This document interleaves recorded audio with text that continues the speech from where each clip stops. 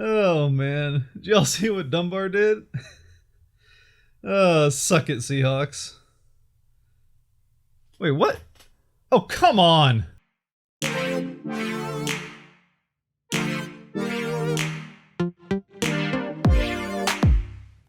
I wasn't really planning on doing another news video this week, but then the last couple of days happened. Plus, there's been some pretty big news in Formula 1 that I wouldn't really mind talking about. But before we get to that, we have had a couple of stories out of the NFL now in the last couple of days that show that not everybody, and especially not all the players, seem to know how to handle the sheer boredom that a sportsless world presents. Starting with Giants defensive back Deandre Baker and new Seahawk Quinton Dunbar, who had warrants issued against them by Miramar police in Florida after accusations of armed robbery. For Dunbar especially, this news broke at, let's just say, an unideal time, as he had just completed his first press conference with Seattle media, in which he said, quote, "You just want to feel wanted at the end of the day. I just hope to repay them with the way I carry myself as a person." Now, aside from the obvious jokes about him desiring to be wanted while literally being wanted, this is also not off to a good start as far as displaying to the team how you carry yourself as a person. Especially considering that the incident happened at or around a party that the two were attending, which also is not a very good look considering the quarantine that at the very least the league would like the players to maintain in order to hopefully get the season started on time. Since the news broke, both players have turned themselves in, and their lawyers claim to have evidence that would exonerate them of the charges, including Dunbar's lawyer claiming to have letters from the victims that prove his innocence. Even going so far as to absolutely rip into the police department that issued the warrants for their mishandling of the situation and their, quote, virtual touchdown dance.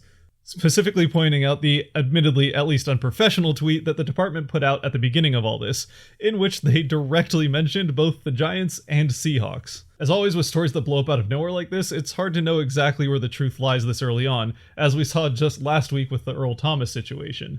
And this story certainly isn't over yet, but there is one team who had to be sitting back watching all of this thinking, thank goodness we dodged a bullet on that one, and that would be Dunbar's former team, the Washington Redskins. But even as the collective sigh of relief and probably even a few chuckles exited the lungs of the Redskins front office and the fans that Dan Snyder hasn't yet scared away, their own receiver, Cory Latimer, looked at them and said, "Hold my beer."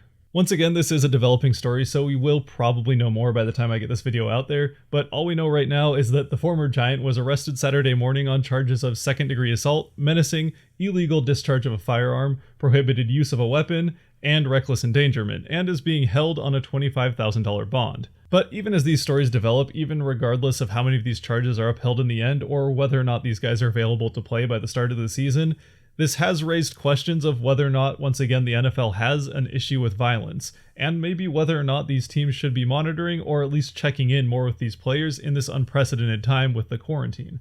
It's hard to say, but I'd love to know your thoughts, so please leave those in the comment section down below. All we know for now is that, as always with the NFL, this probably will take a couple of months to flush itself out, and by the time it does, the NFL will have their own completely random response to each of these incidences. We move now, though, into the world of Formula 1, and if you're not into Formula 1 and want to leave now, I totally understand. But if you think that the NFL's week has been crazy news-wise, even despite the quarantine, just wait till you see what's been going on in Formula 1. Admittedly, the Formula 1 news has a lot less to do with waving guns around and a lot more to do with waving contracts around, but has been an exciting week nonetheless. The first domino fell when Ferrari announced that they would be parting ways with four-time world champion driver Sebastian Vettel, saying that Vettel didn't share the same goals that Ferrari did, which just kind of sounds like the most Ferrari thing ever.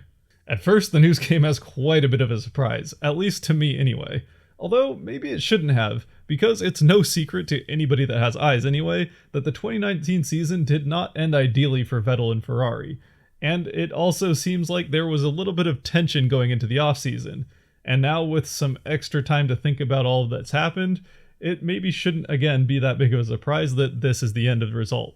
Either way though, the move opened up one of the most coveted seats in all of racing, and the early rumors was that it would be filled by either Daniel Ricciardo or Carlos Sainz. But it was soon announced that Sainz would be Ferrari's choice for the 2021 and 2022 season. Now Sainz is a very good and dependable driver, coming off of an impressive season with McLaren in which he finished off with his first ever podium. Even if it was one of the weirdest ways we've ever seen a driver earn their first podium, when he was promoted to third place after even the medal ceremony due to a penalty given to Lewis Hamilton for a move that prevented Albon from earning his first ever podium. All that aside though, this move does clearly indicate to me that the era of Charles Leclerc has fully started at Ferrari. Typically when picking a new driver, Ferrari's either gone with an experienced driver who's already won a world championship or a young phenom who they think is close to getting there.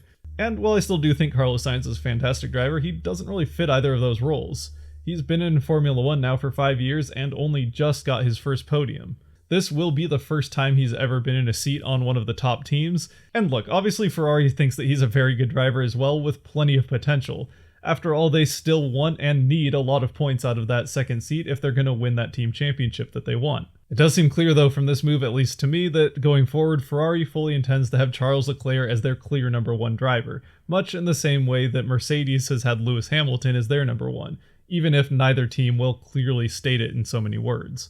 And that move led directly to the third and final move of the last week, which was Ricciardo taking Sainz's seat at McLaren.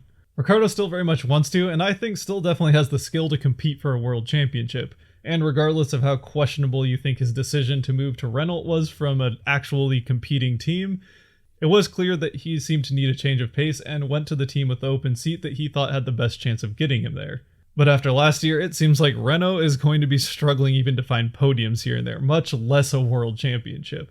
And while McLaren may not still be in that top level of teams either, they are quite a bit closer, and after the impressive year they had last year, it makes sense that Ricciardo would want to go there if that's the open spot. And as the dust has settled over this last week, it has a lot of people wondering what Vettels' future in Formula 1 looks like, or if he even has one. Now, there still are a lot of questions about who's going to have what seats come 2021, and whether or not the new regulations and car rules will allow the midfield to catch up to those top-level teams, or at least let somebody catch Mercedes. But it does seem like people have a lot of skepticism about whether or not Vettel is going to be able to find a seat come 2021, and it probably comes down to whether or not he's going to be willing to take one of those midfield seats. Although recently we have started to hear rumors that Vettel still very much has a passion for being in Formula 1, and that the breakup between him and Ferrari may have left a significant bit of bad blood. So while the news over the last few days has finally squished any and all rumors of potentially Lewis Hamilton going to Ferrari at the end of the year, it has now all of a sudden brought up rumors of potentially Vettel going to Mercedes. Which, considering the respect and apparent bromance that those two have, would potentially be a lot of fun to watch, but with the way those two like to compete, I have a hard time imagining that that would be good for their relationship. It certainly could be very exciting and fun to watch either way though. And regardless of what happens, it's definitely going to be interesting to watch how Vettel and Ferrari treat the rest of this season, assuming we get to see a few races. But that is all for now, so as always, if you have made it to this point, thank you very much for watching. If you did like this video, please hit that thumbs up down there below.